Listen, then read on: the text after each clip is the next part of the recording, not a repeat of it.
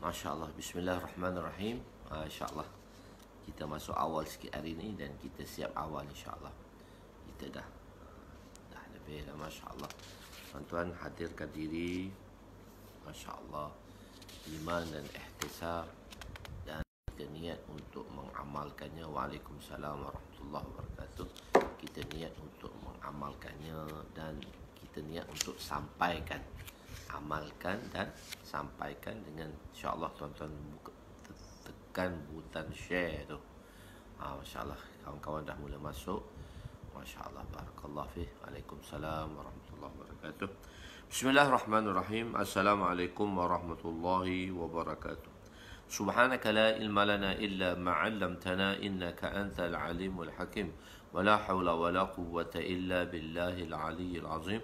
Rabbi yassir wa la tu'assir wa tammim bil khair ya fattah wa bika nasta'in. Nahmaduhu wa nusalli wa nusallim ala rasulihil karim wa ala alihi wa ashabihil fatihina bihadiyihim ilal haqiqatil majaza, amma ba'du. A'udzu billahi minasy syaithanir rajim. Bismillahirrahmanirrahim. Wal 'asri innal insana lafi khusr إلا الذين آمنوا وعملوا الصالحات وتواصوا بالحق وتواصوا بالصبر. صدق الله العظيم. وقال النبي صلى الله عليه وسلم لا يؤمن أحدكم حتى يحب لأخيه ما يحب لنفسه.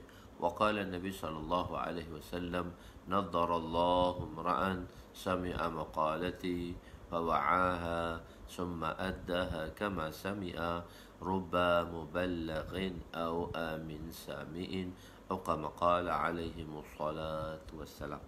Jadi alhamdulillah, bersyukur kita kepada Allah Subhanahu wa taala. Hari ini kita akan belajar hadis yang 123, bracket nombor 45, iaitu dalam hadis beriman dengan takdir. Hadis ke nombor 45. Ada dua hadis lagi tentang kisah takdir ni, tentang hadis-hadis takdir. Adakah tabi'i boleh berubah? Adakah sifat tabi'i manusia tadi, tabiat manusia, tabi'i itu maksudnya tabiat manusia ni boleh berubah atau tidak? Bismillahirrahmanirrahim.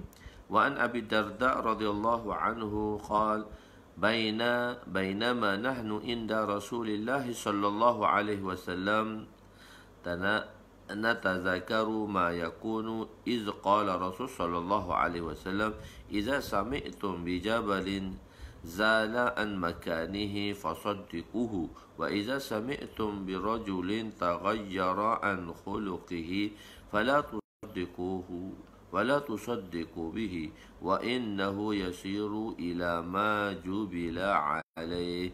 رواه أحمد.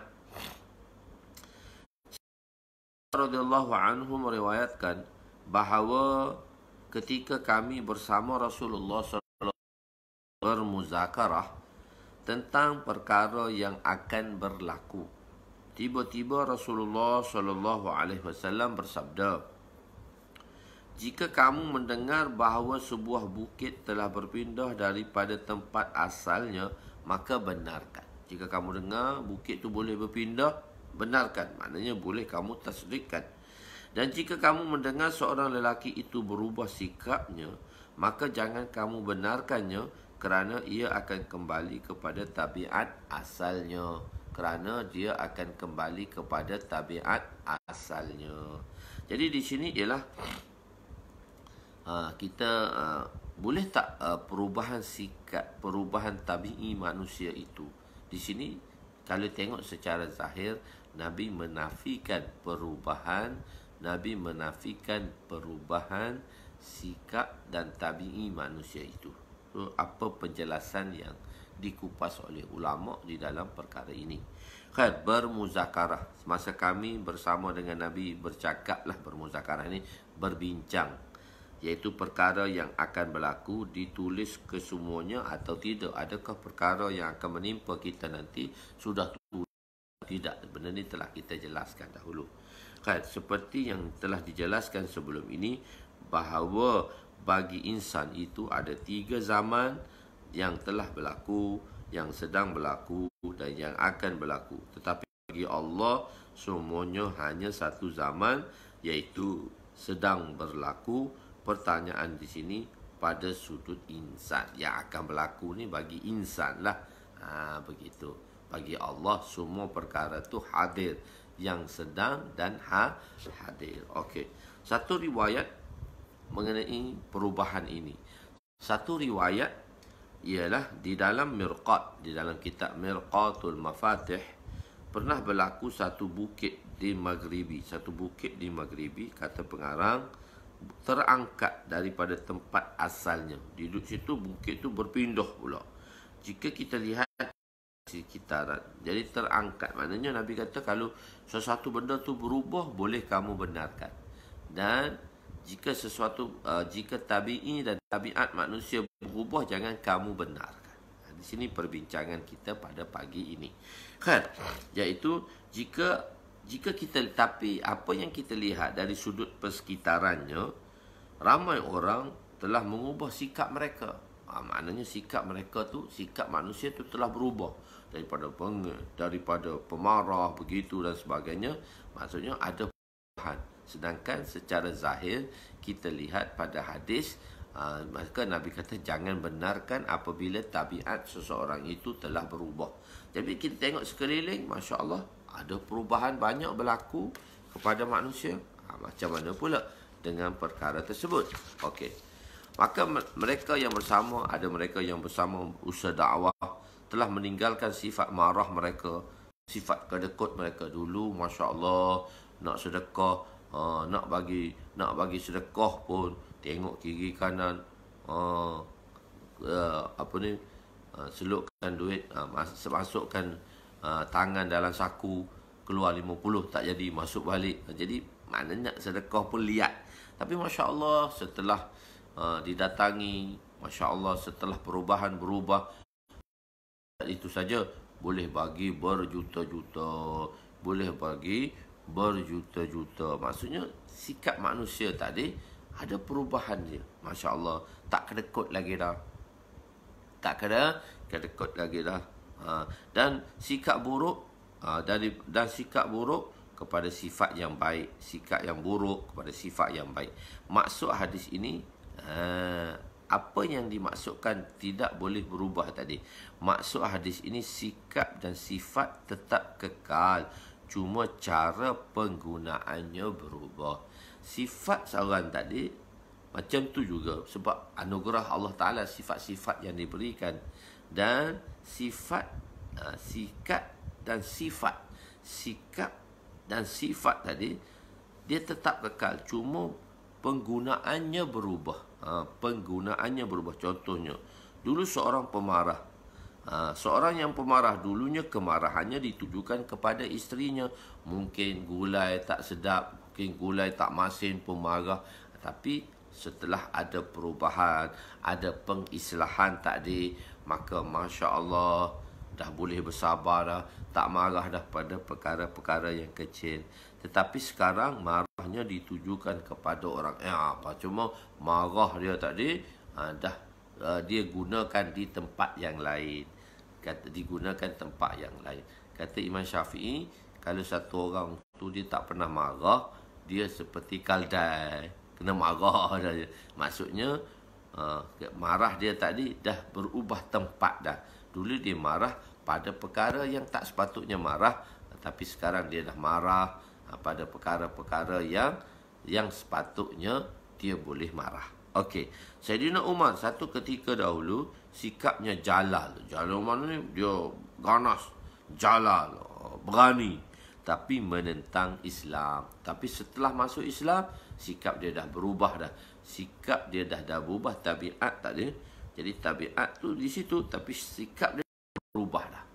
Iaitu dia menentang orang-orang yang musuh-musuh Islam. Dulu dia menentang Islam, sekarang dia menentang balik musuh-musuh Islam, sehingga mahu membunuh Nabi. Tetapi setelah masuk Islam, maka jalannya masih ada, tapi digunakan untuk membantu Islam. Bila boleh berlaku perubahan ini? Perubahan ni pada ni bila boleh berlaku? Perubahan itu di dalam penggunaan dia. Perubahan tersebut di dalam penggunaannya. apabila adanya islah, cara islah yang telah kita jelaskan semalam, kenapa kita perlu islah? Untuk menjadi seorang yang soleh.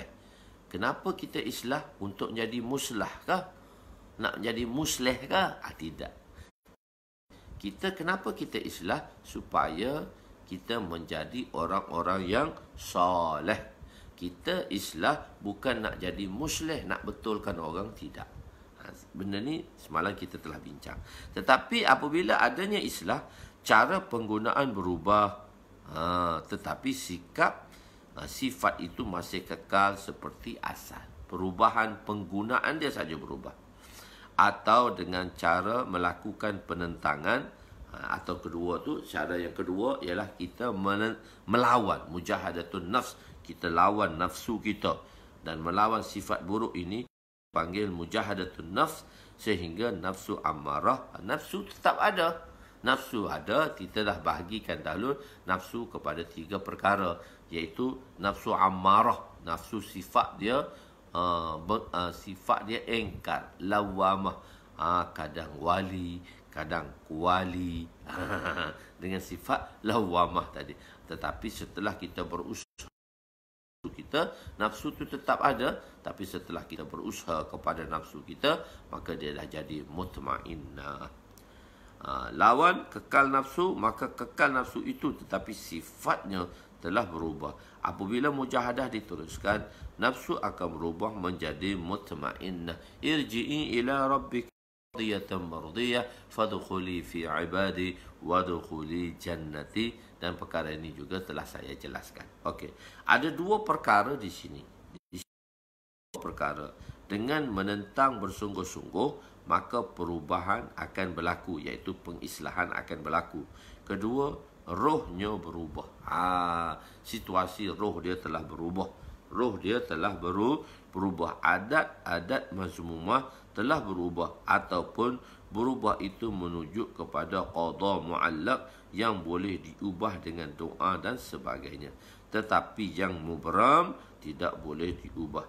Tidak berubah, tetapi pengurangannya berlaku. Berubah tu tak, mungkin ada pengurangannya. Oleh sebab itu, kejayaan seorang insan ialah perubahan kepada sikap dan sifatnya. Sebab tabiat tu dia tak boleh diubah. Tapi perubahan yang kita nak ialah pada sikap dan sifat. Sikap dan sifat. Perubahan tu pada tabiat itu masih kekal, jalalnya Sayyidina Umar, tapi oleh kerana sikap dan sifatnya tadi berubah. Jadi yang ada satu modul yang orang kata tu EXQ, Emotional Spiritual Quotient. Kita ada Intelligent IQ, kita ada IQ, Intelligent Quotient, IQ, dan kita ada EQ, Emotional, dan kita ada SQ, iaitu spiritual quotient. Spiritual. Jadi emotional ni lah kita panggil dia sikap tadi. Macam mana emotional kita, macam mana kita sikap kita untuk menangani benda itu. Selalu tersasul menangani benda tersebut. Sikap dengan sikap tadi kita boleh menangani benda tersebut. Dan kedua ialah sifat tadi. Sifat tu daripada sifat tadi. Sifat tu satu hati dan satu perasaan kita. Hati kita tadi spiritual kita mesti berubah, dan perubahan spiritual tadi berlaku kepada sikap yang baik, maka hati kita yang baik. Sebab tu kita kena sikap kita, iaitu kita kena takhallaqu bi akhlaqillah lah. Kita memperakhlakkan diri kita dengan sifat-sifat yang Allah kehendaki. Tapi pada Allah kita panggil dia sifat, tapi pada insan kita panggil dia akhlak. Maka luaran kita, maka kita buat macam mana lahiran kita ialah di luar, zahir kita ialah kita mengambil sifat-sifat yang baik tadi. Kita berakhlak dengan sifat yang Allah kehendaki. Dan kita perlu membetul hati kita. Jadi, perubahan ni boleh berlaku kepada sikap dan sifat. Ada 3 jenis diri manusia. Kepandaian, IQ. IQ ni kepandaian. IQ. Jadi itu nak mudahkan dia saja. IQ, kepandaian. Masa tu tengah top tu, ESQ sekarang dah. Dia tu dia tak jadi sebab dia atas nama yang baru, penjenamaan baru tadi tu, dia akan top lah. Tapi kalau hadis Quran ni, dia kekal, dia evergreen, benda yang evergreen. So kadang-kadang satu benda tu kita kena letak biar dia jadi evergreen. So nak jadikan dia evergreen, so kita kembali kepada sunnah lah. Kita balik kepada sunnah. Benda tu akan jadi evergreen. Benda sentiasa segar. Bukan lama dulu lah proses ni sekarang dah tak ada dah. Sebab manusia bila dia pakai konsep tu hilang lah. Konsep tu hilang. Tapi kita kena ambil cara sunnah dan pendekatan kepada aqrab ila sunnah, pendekatan kepada sunnah. InsyaAllah benda ini sentiasa akan berlaku dan dia sentiasa evergreen. Evergreen sentiasa. Okey, kepandaian, sikap dan hati tadi. Sikap kita tadi dengan sikap baik dan hati nurani yang bersih, maka ini adalah 80% perubahan kepada tabiat tadi. Dia akan mengambil 80%. Jadi sifat dan sikap. Sikap, sifat tadi. Tabiat masih kekal, tetapi tabiat masih kekal, perubahan. Akrab ila sunnah. Kita tak panggil aini sunnah. Mana exactly sunnah. Kita mengambil pendekatan kepada sunnah. Dan sebenarnya itu adalah sunnah lah. Cuma cara penyebutan dia ila sunnah, iaitu menepati dan menuju kepada sunnah. Maknanya perbuatan kita yang kita mengambilnya kepada akrab ila, mana cara yang terdekat dengan sunnah. Itulah sunnah sebenarnya. Tapi dari segi perbahasan, sebab dia ada 2. Ini sunnah, akrab ila sunnah. Exactly sunnah. Ini sunnah. Jadi ulama membahaskan dalam perkara ni, kita mencari akrab ila sunnah, benda yang mendekati kepada sunnah. Begitu. Jadi perubahan tu berlaku. Dia tak semestinya pandai. Dan kalau orang Mak Saleh dia suka buat kajian, dia kata dia buat kajian, satu orang dia telah buat kajian pada muridnya. Dia panggil 20 orang muridnya dalam satu kelas, dan guru tu kata saya akan bagi kamu setiap seorang sebiji apple. Jadi sekarang saya keluar daripada bilik darjah ni, kelas ni, saya dah keluar dalam masa 15 minit. Saya nak kamu semua pegang buah apple, jangan makan sampai saya masuk balik dalam kelas. Okey, guru tu pun keluarlah. Budak-budak kecil, guru tak ada. Sebab tu saya selalu katakan, kalau dalam kelas, kalau tak ada guru, kita kena letak seorang guru supaya kelas tu tak jadi raya Hindu. Maksudnya raya Hindu bising. Budak-budak kan, dia bising, dia lain daripada orang tua. Dia lain daripada orang dewasa. Jadi di situ perubahannya ialah selepas bila guru keluar saja, ada pelajar dah makan dah. Kanak-kanak tadi dah makan dah buah apple yang dibekalkan pada dia. Maknanya perintah supaya tangguh sampai guru tadi masuk. Jadi dia dah makan dah. Ada tu dah tunggu 10 minit, guru tak ada dah, dia pun makan.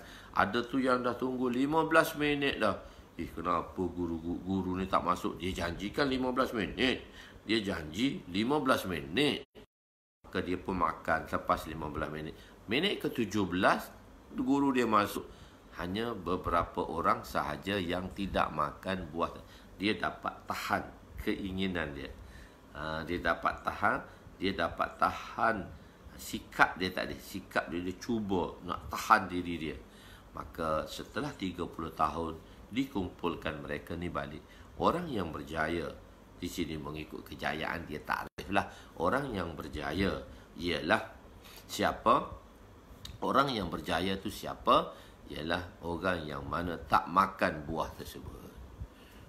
Kita pukul 6.45, 6.30 awal sikit. Jadi orang yang berjaya tadi ialah orang yang tak makan buah dengan pekerjaan-pekerjaan yang besar lah.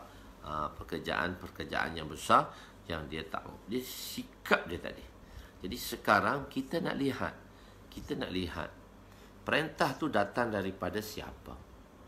Kita mau lihat perintah itu datang daripada siapa dan macam mana sikap kita terhadap perintah tadi. Sikap kita terhadap perintah tadi.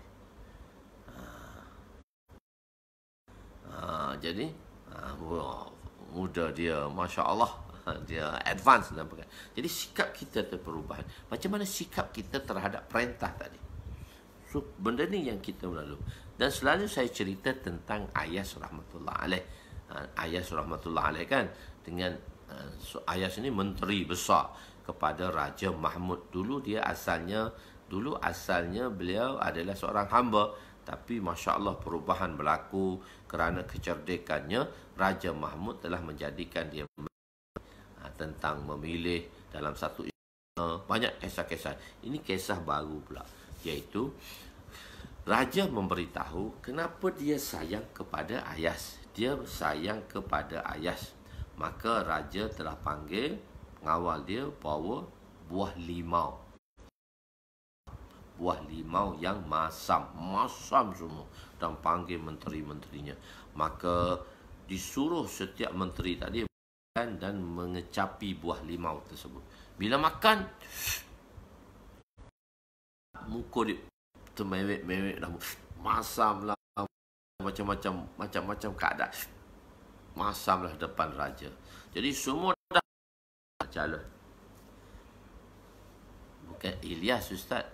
Bukan cerita Ilyas. Ayaz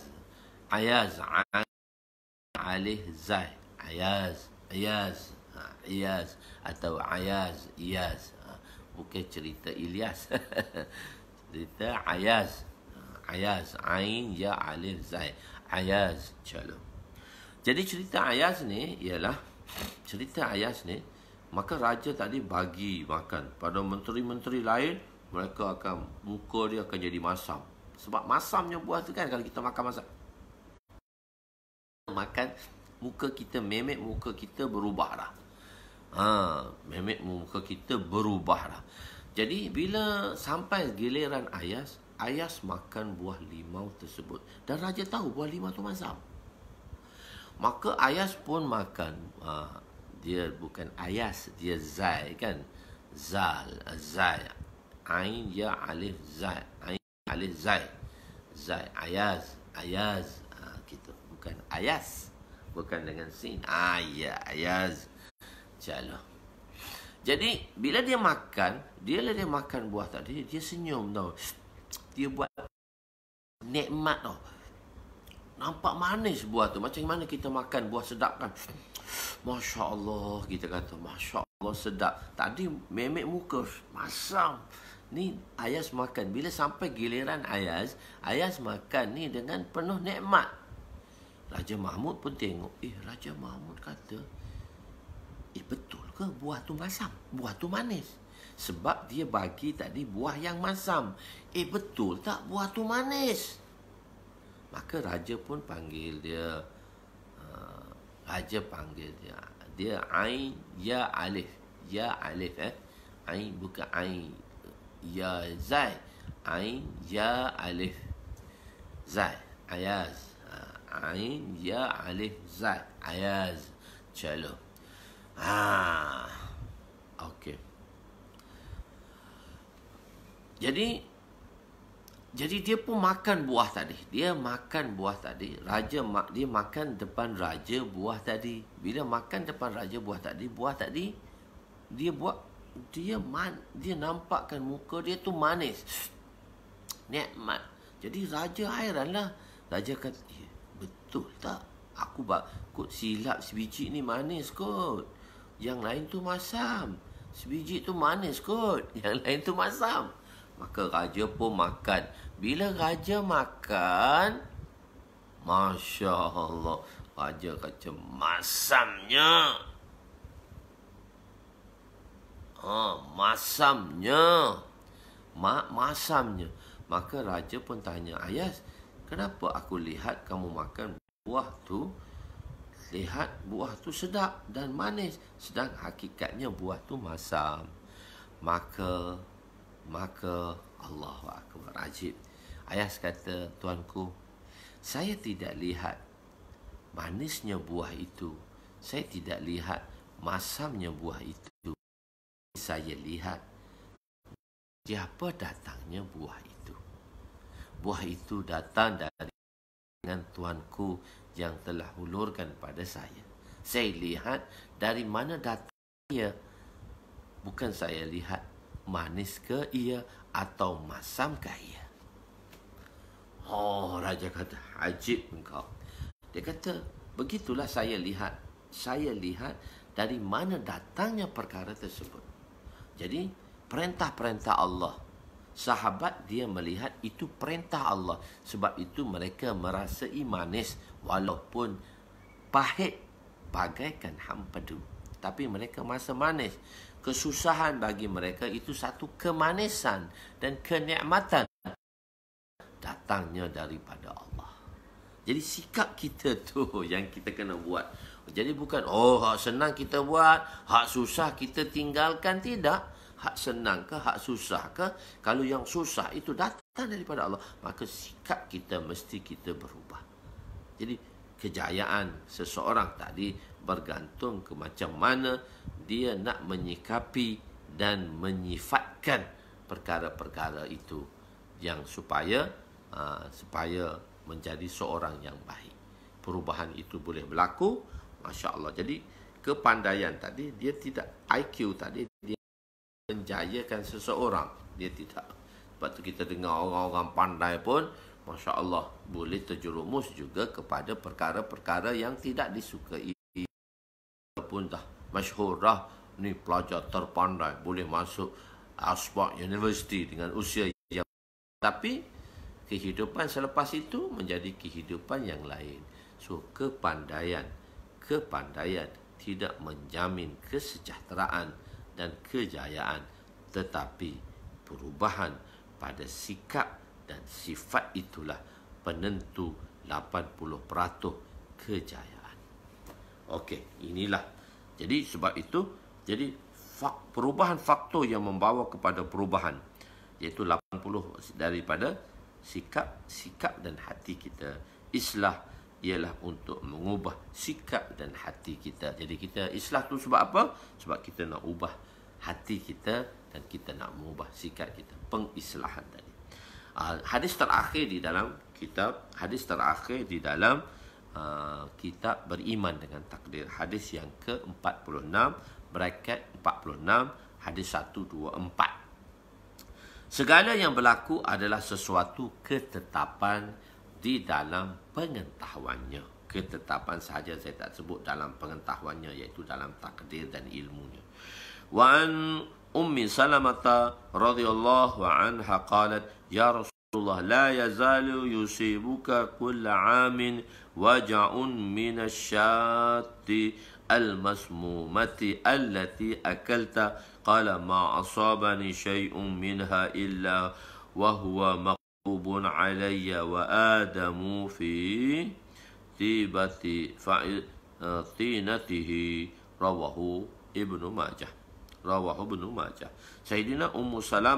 Sayyidatuna Ummu Salamah radhiyallahu anha meriwayatkan bahawa beliau berkata, ya Rasulullah, sentiasa menimpa tuan setiap tahun sakit. Maknanya sakit tuan makin datang, makin bertambah, disebabkan kambing yang dibubuh racun yang tuan telah memakannya. Nabi bersabda, tidaklah menimpa sesuatu apapun ke atasku melainkan apa yang telah ditetapkan ke atasku, sedangkan Adam alaihissalam pada waktu itu belum lagi dicipta. Kan macam mana nasihat 4 orang sahabat tadi kepada Ibnu Dailami. Apa dia? Dia beritahu Ibnu Dailami, 4 orang sahabat tadi, Ubay bin Ka'ab, Abdullah bin Mas'ud, lagi siapa? Ubay bin Ka'ab, Abdullah bin Mas'ud, Huzaifah al-Yaman dan Zaid bin Sabit. Iaitu sesuatu yang menimpa kamu, sesuatu yang telah ditetapkan untuk menimpa kamu, pasti dia akan mendatangi kamu, dan sesuatu itu tak akan mendatangi kamu jika dia tidak telah dituliskan. Jadi Nabi kata semua itu telah ditulis oleh Allah SWT. Kambing beracun yang Nabi makan.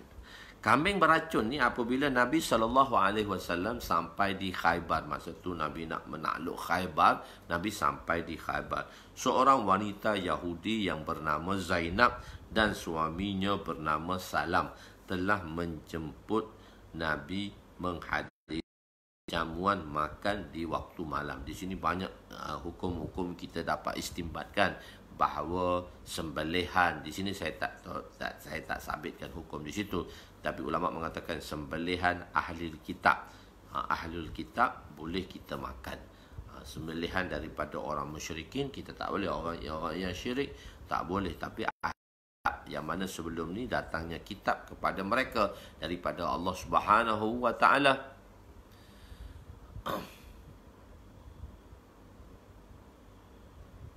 Iaitu, ya, ada saya beritahu dahulu. Jadi makan dia. Tazidu aynaya jamala, tazidu aynaya jamala hina araq. Telah bertambah kecantikan kedua mataku sewaktu melihat di kau. Okey. Tazidu aynaya jamala hina araka. Calo. Itu syair cinta. Okey. Jadi makan kambing beracun. Jadi mereka ni datang jemput Rasulullah untuk makan. Sedangkan kambing itu telah diletak racun. Racun yang paling kuat. Racun yang paling kuat diletakkan racun tadi.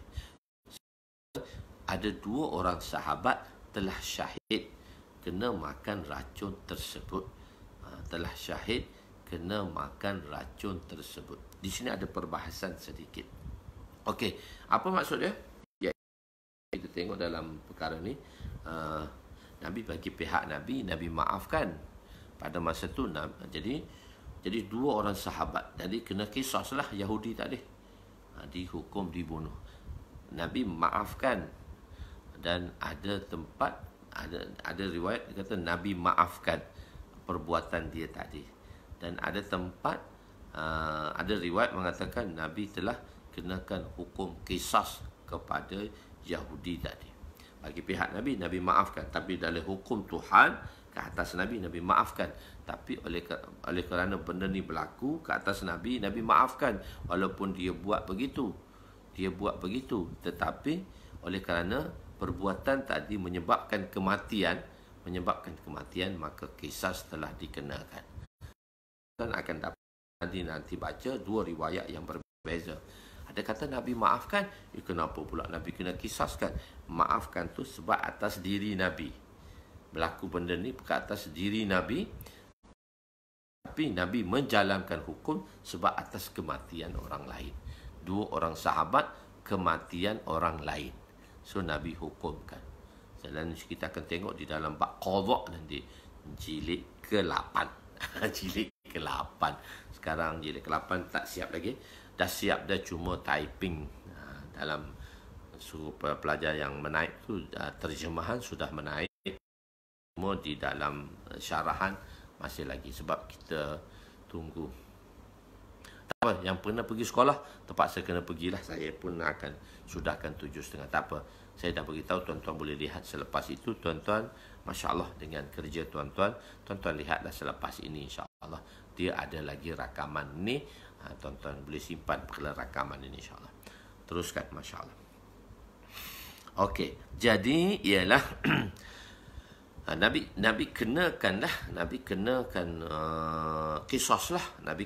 kisaslah ke atas orang tadi, Yahudi tadi, perempuan Yahudi tadi. Jadi bagi pihak Nabi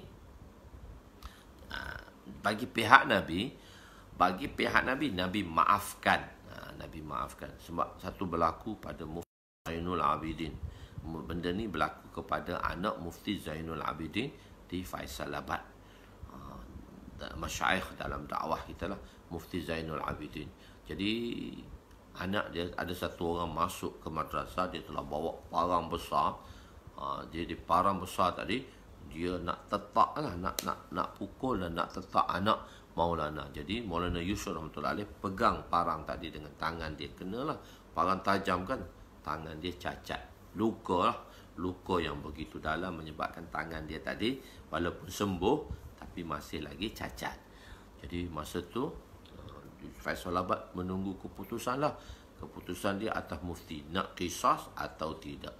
Mufti kumpulkan orang dan mufti buat ceramahan, dan mufti kata, saya maafkan perbuatan itu.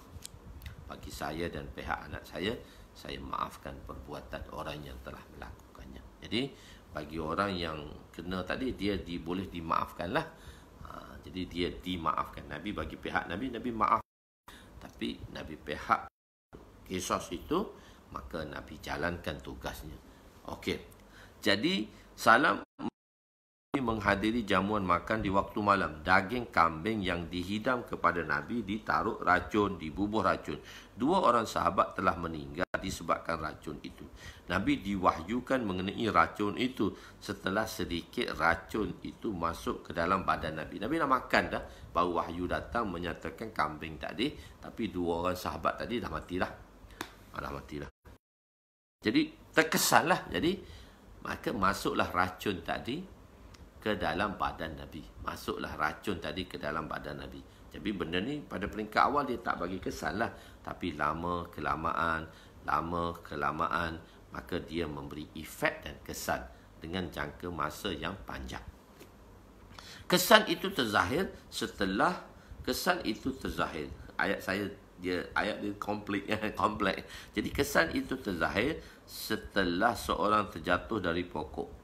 Kemungkinan setelah 30 tahun dia akan merasa kesannya. Maksudnya satu orang, pak saya, dia jatuh daripada pokok.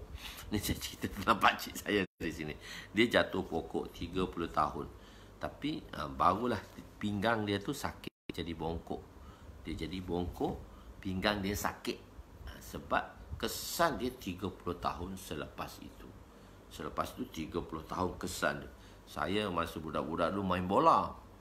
Masa umur 12 tahun, tahun 80 main bola. Kaki kanan saya remuk.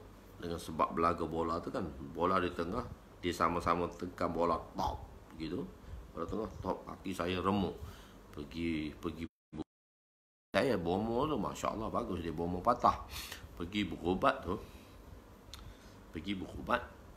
dengan bomo. Allah Ta'ala Masya Allah bagi kepada yang patah-patah ni dengan bomo lah.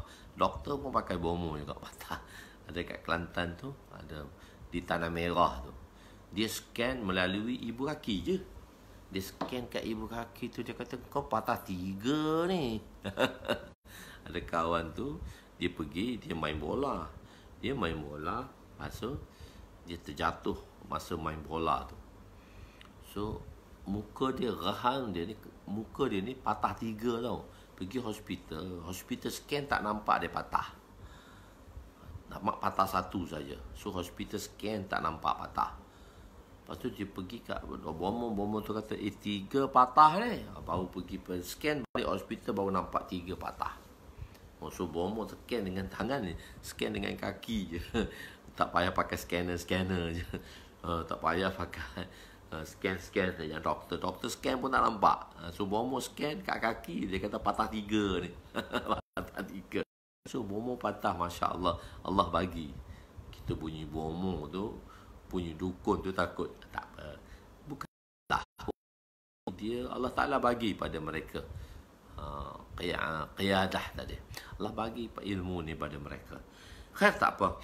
Jadi kesan itu terzahir setelah seorang yang terjatuh daripada pokok, kemungkinan selama 30 tahun. Kaki saya ni, saya kebas dah sekarang. Duduk lama kebas. Duduk lama sebelah kanan kebas. Dia tak kebas dua-dua, sebelah kanan ni kebas. So kesan efek dia tahun 80. Ni sekarang 2020, 40 tahun lepas tu. Khair. Kerana itu Nabi selalu melakukan bekam untuk mengeluarkan darah kotor yang berada dalam badan Nabi. Nabi bekan dia macam tu. Ulama mengatakan berdasarkan peristiwa ini Nabi mendapat fadilat syahid maknawi, syahid secara maknawi. Jadi ada satu orang tu syahid dunia akhirat, itu dalam peperangan jihad lah, dalam peperangan jihad, maka syahid dunia akhirat. Jadi sebab benda ni kena semasa Nabi di dalam berjihad, di dalam qital. Nabi berada dalam qital. Nabi dalam qital. Jadi masa tu berubah ni. Sebab itu mendapat syahid maknawi. Bukan saya jatuh pokok, pakcik saya jatuh pokok, saya kena bola. Saya kena bola. Jadi habis dah beriman dengan takdir. Sudah habis kisah beriman dengan hadis-hadis beriman takdir. Semoga Allah SWT memudahkan kita, dan tuan-tuan boleh tengoklah, boleh baca, boleh buat ulang kaji tempat-tempat yang telah saya jelaskan dahulu. InsyaAllah seterusnya kita pergi pada bab yang keempat. Kita bab yang keempat, iaitu beriman dengan babul isbati azabil qubur. Bab sabitnya azab kubur. Bab sabitnya azab kubur. Perkara yang fasal pertama, perkara yang bersangkut paut dengan rukun iman dan penting untuk kita beriman dengan ialah beriman kepada kematian. Maknanya kita yakin bahawa yakin pada kita, yakni kita iman kepada kematian. Suatu hari nanti kita akan mati dan wujudnya azab kubur. Wujudnya azab kubur. Ada azab di dalam kubur. Musannif, yakni pengarang, bawakan bab ini kerana ada golongan yang mengingkari azab kubur. Okey, oleh pengarang ni ialah pada tahun kurung ke-8. Mishkat adalah ulama muhaddis pada tahun kurung ke-8, tahun 700 lebih. Itu tahun kurung ke-8. Masa tu kenapa bab ini dibentuk? Kenapa terbentuknya topik ini? Sebab adanya pengingkaran orang-orang Islam terhadap siksaan di dalam kubur. Mereka tak percaya kepada siksa kubur sebab mereka percaya kepada akal. Macam mana boleh adanya siksa dalam kubur? Macam mana ada api dalam kubur? Yang mana tak boleh masuk akal. Jadi oleh kerana belajar ilmu mantik dan falsafah ni terlampau kuat, mereka menafikan, mereka mengatakan perkara yang mana akal tak boleh faham, maka kita tak boleh terima.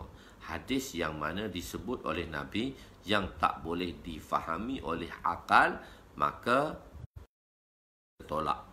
Hadis yang kita terima ialah hadis-hadis yang mana bersangkut paut dengan kefahaman kita melalui akal.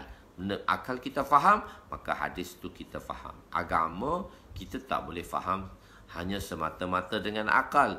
Kita kena faham dengan nakal. Apa yang difirmankan oleh Allah dan apa yang disabdakan oleh Nabi perlu kita meyakini walaupun dia bersalahan dengan akal. Tapi oleh kerana, sebab tu saya katakan timbulnya fahaman-fahaman Mu'tazilah setelah pengajian ilmu mantik dan falsafah ni masuk kepada orang Islam. Itu salah satu kelemahan dia. Banyak lagi kemanfaatan dia, cuma di situ kelemahan yang ketaranya di situ. Okey, jadi ada berlakunya pengingkaran manusia terhadap sabdaan-sabdaan Nabi. Jadi maka pengarang ni telah meletakkan satu topik, bab sabitnya azab kubur. Maknanya azab kubur ni ada, bukan tak ada sebagaimana yang dinafikan oleh sesuatu kaum. Ulama-ulama, pengarang-pengarang yang mengarang kitab tersebut, maka dia akan topikkan, kita panggil dia terjematul bab. Dalam hadis ini kita panggil dia terjematul bab. Imam Bukhari dia ada topik-topik dia dalam hadis-hadis yang dibawa, ada topik-topiknya. Begitu juga pengarang-pengarang dibawanya topik dan dikumpulkan hadis tersebut mengikut satu-satu topik, dan topik itu mungkin berlaku pada zaman tersebut. Pengingkaran orang-orang dahulu kepada sesuatu perkara yang telah disampaikan oleh Allah dan Rasulnya. Jadi sebab itu dia highlightkan bab sabitnya azab kubur. Maksudnya ada golongan yang tidak percaya kepada azab kubur. Kenapa kubur ditakbirkan dengan azab, sedangkan kubur pun adanya nikmat? Ini perkara kedua. Nikmat dalam kubur dan azab dalam kubur. Begitu. Ada dua benda yang nak di-highlightkan. Satu, bahawa kubur tu ada azab, dan bukan setakat azab saja. Bukan setakat azab saja, tetapi adanya nikmat. Tak apa, boleh sambung. Yang minit ke berapa tuan-tuan tengoklah, minit ke berapa tuan-tuan sambung. Tuan-tuan boleh tengok selepas tu. Okey. Jadi musannif, iaitu pengarang. Musannif ni pengarang lah. Bawakan bab ini kerana ada golongan yang mengingkari azab kubur. Di dalam kubur bukan sahaja azab, bukan azab saja, bahkan wujudnya ganjaran, nikmat-nikmat dan ganjaran. Jadi cuma kenapa kita kata bila sebut kubur azab, bila kubur nampak hantu. Nampak hantu.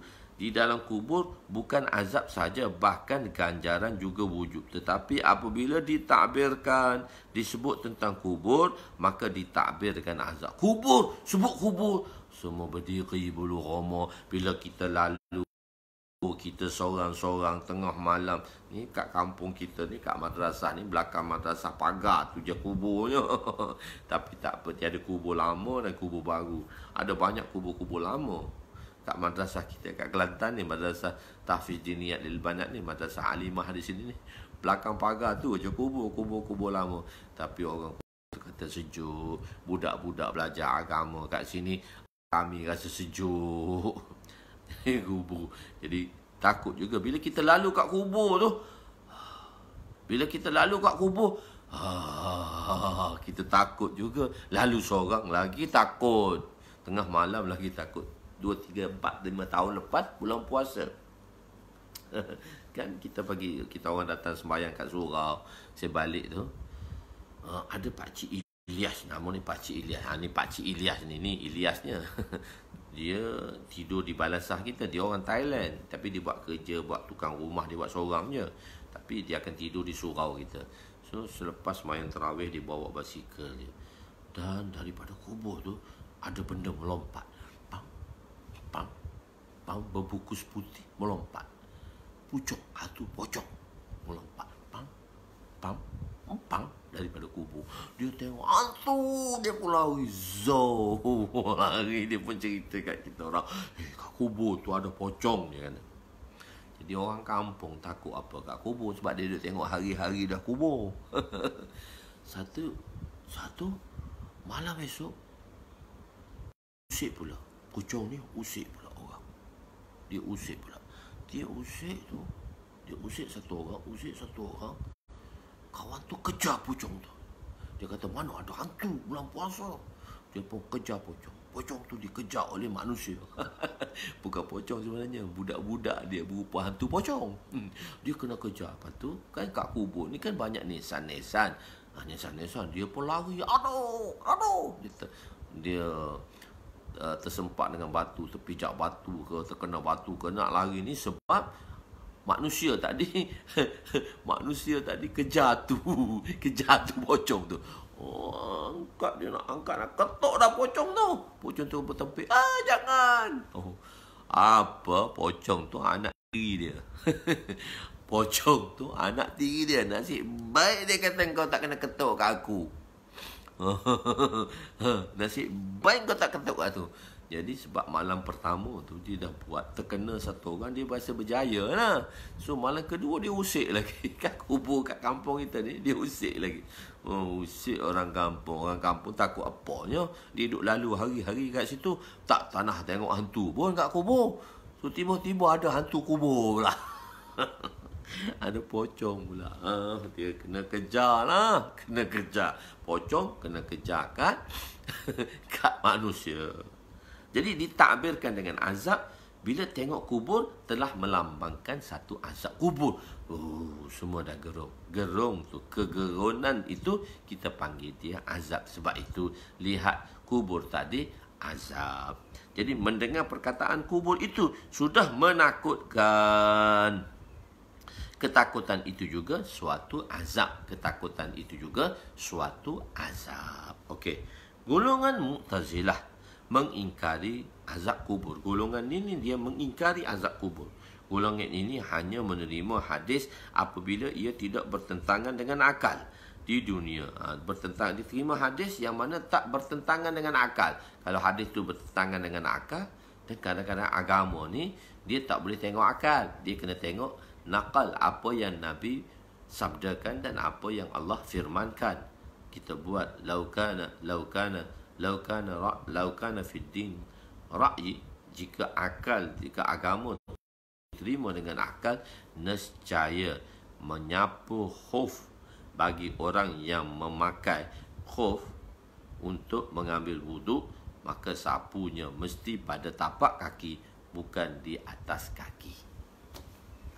Kata Sayyidina Umar radhiyallahu anhu, kata Sayyidina Ali radhiyallahu anhu.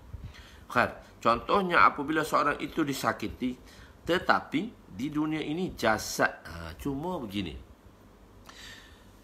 dunia ni kita tengok sakit tadi pada jasad. Dunia ni kita tengok kesakitan tadi pada jasad. Asalnya jasad lah. Di dunia ni ada dua, roh dan jasad. Tapi manusia melihat kepada jasad. Manusia tidak lihat kepada roh, kerohanian. Sedangkan rohani kita lemah, rohani kita tak elok. Tapi orang tak tengok. Sebab dunia ni orang tengok semua pada jasad. Semua nak cantik, semua nak putih, semua nak cantik, semua nak putih, semua nak lawa. Tak ada yang tak nak. Jadi semua orang melihat pada luaran. Kalau dalam IG tu semua tunjuk semua senang. Tunjuk semua senang lena. Orang berniaga tunjuk duit banyak. Dia tak tahu belakang tu macam mana dia kena buat usaha. Sebab dia akan tunjuk, dia show off kan benda yang sedap-sedap, benda yang senang-senang. Sedang hakikatnya sebaliknya. Hakikatnya sebalik. Kita jangan tuan-tuan, jangan sangat masuk banyak IG tuan-tuan. Tunjuk ni lah, tunjuk ni lah, tunjuk ni lah, tunjuk ni lah, tunjuk ni lah. Show off kan pada orang. Ada mata-mata yang tak suka. Pandangan-pandangan mata yang tak suka. Jadi banyak tak perlu kita ceritakan. Sekarang semua nak cerita kat IG saja. Cuma cerita kat FB saja. Tak, cerita kepada Allah. Bawa Karkusari dan laporan ini pada Allah. Dan Allah sangat suka. Kita tak perlu cerita kat IG dan tak perlu apa-apa. Ustaz, nikmat Allah itu perlu kita sebarkan. Yalah, taklah yang terlampau buat sangat, buat apa nak sebarnya. Begitu. Gunakanlah dia dengan sebaiknya. Okey. Jadi asalnya di dunia ini adalah pada jasad. Kubur pada roh.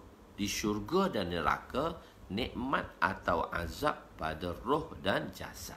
Jasad dan roh dua-dua di dalam syurga, di akhirat. Tapi di dalam kubur ialah pada jasad, pada roh, dan di dunia pada jasad. Jadi sebenarnya penyiksaan dalam kubur ialah pada roh. Diseksa tadi pada roh, bukan pada jasad. Kadang-kadang ada pada jasad, terkesan pada jasad. Kita dengar cerita, kubur itu digali, macam ada kesan daripada pukulan. Kadang-kadang ada efek dia di dalam. Tapi sebenarnya azab atau nikmat yang dikecapi oleh seseorang itu dalam kubur ialah pada rohnya. Di akhirat, azab dan nikmat itu dikecapi oleh jasad dan roh. Di dunia hanya pada jasad. Di dunia pada jasad, di kubur pada roh, dan di akhirat pada roh dan jasad. Di akhirat pada roh dan jasad. Okey. Jadi, contohnya apabila seorang itu disakiti, maka jasadnya akan berasa sakit. Manakala di alam barzah, penyeksaannya pada roh juga memberi kesan kepada jasad. Di syurga dan neraka, seksa dan nikmat kepada kedua-duanya, roh dan jasad. Kubur ialah tempat simpan jasad, dan barzah kita panggil alam barzah, tempat simpan roh.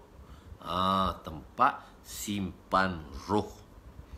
Tempat simpan roh. Jadi maksudnya azab adalah pada roh. Jadi sebab itu dia syarat ittifaqi. Keluar pula ada syarat ittifaqi, syarat secara sepakat. Nabi kata apabila seorang tadi masuk kubur, maka datanglah malaikat munkar dan nakir untuk bertanya. Maksudnya kebanyakannya bila orang mati tanam kat kubur. So malaikat kalau tak tanam kat kubur, tak tanyalah. Misalnya satu orang mati dalam lautan, satu orang mati dimakan oleh binatang buas. So jasad dia dah tak masuk kubur. Jasad dia dimakan oleh binatang buas. Mati dibahang oleh harimau. Mati dalam binatang buas. Tak kalau mati dalam sungai, tak apalah, sungai itu kubur dia. Tapi Nabi kata apabila seorang itu masuk dalam kubur, maka datanglah dua malaikat akan bertanya. Jadi itu syarat ittifaqi. Tu pula ittifaqi, bukan ihtirazi. Ihtirazi ni mesti masuk kubur baru tanya. Kalau tak masuk kubur tak tanyalah.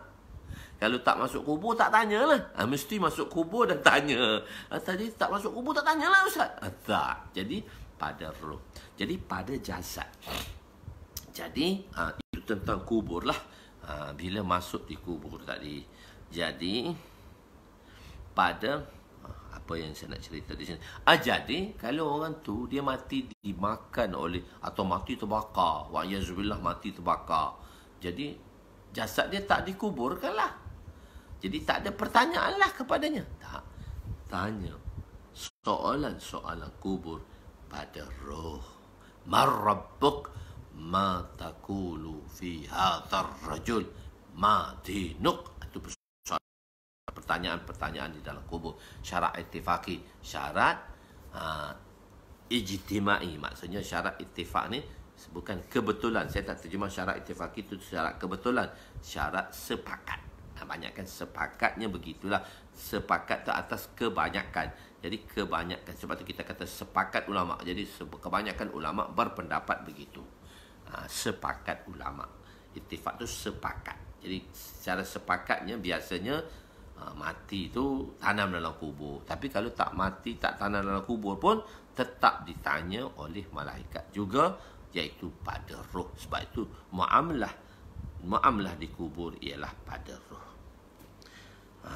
Dan di sini saya bawa satu kisah peristiwa berlaku seorang lelaki daripada Qatar bertongkat. Kenapa satu orang Arab dan jemaah Arab, saya tengok dia bertongkat. So kita berhenti di situ dululah.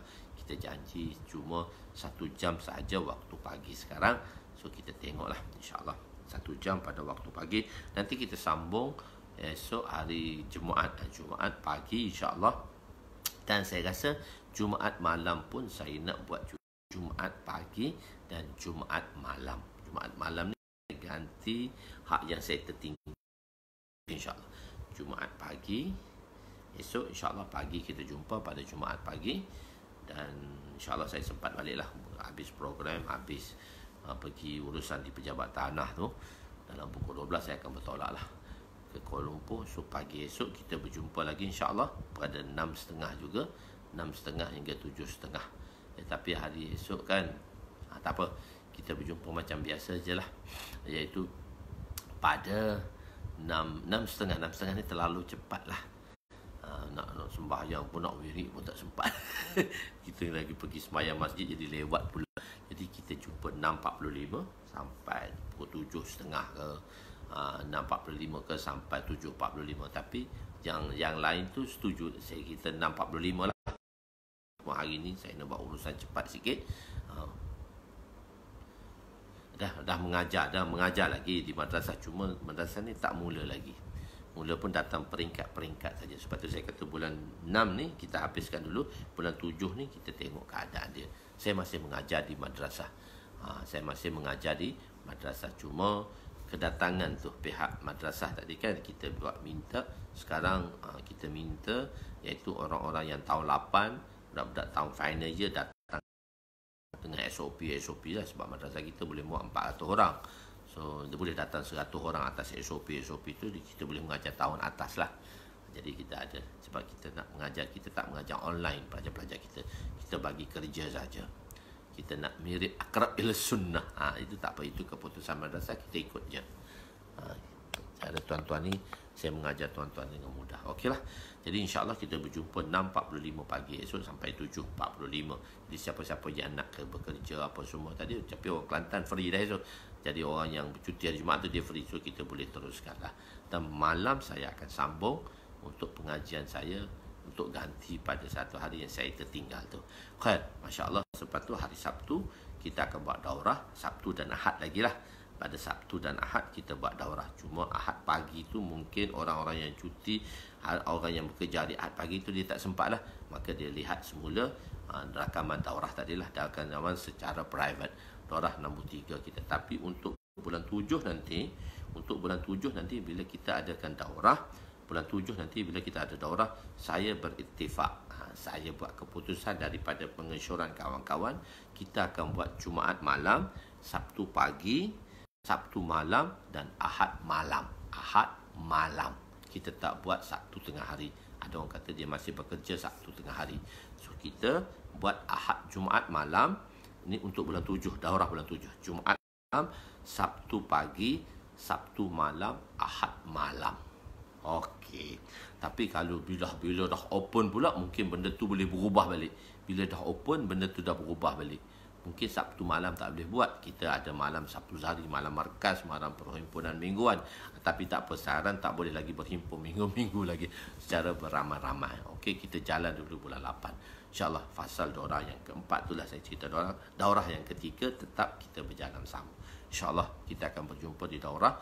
Pada yang belum berdaftar lagi, kita boleh berdaftar lah. Nanti admin akan bagi kod number pada yang telah berdaftar. Admin akan bagi kod number esok lah. Esok tu admin bagi kod number, atau malam ni admin akan bagi kod number. Tuan-tuan boleh masuk lah untuk private FB tadi pada daurah kita insya-Allah. Wallahu a'lam. Aku liqauli hadza astaghfirullahalazim li wa li walidayya wa li jami'il muslimina wal muslimat wal mu'minina wal mu'minat al ahya'i minhum amwat bi rahmatika ya arhamar rahimin ya awwalal awwalin wa akhirin wa ya zal quwwatil matin wa ya rahimal masakin wa ya arhamar rahimin. Wa sallallahu ala sayidina Muhammadin wa ala alihi wa sahbihi ajma'in walhamdulillah. Mudah tulis untuk makcik yang nak daftar tadi daurah, tengoklah pendaftaran Midrajul Fawatih yang ketiga dah. Dan kita akan belajar Kitabut Taharah jilid kedua insya-Allah.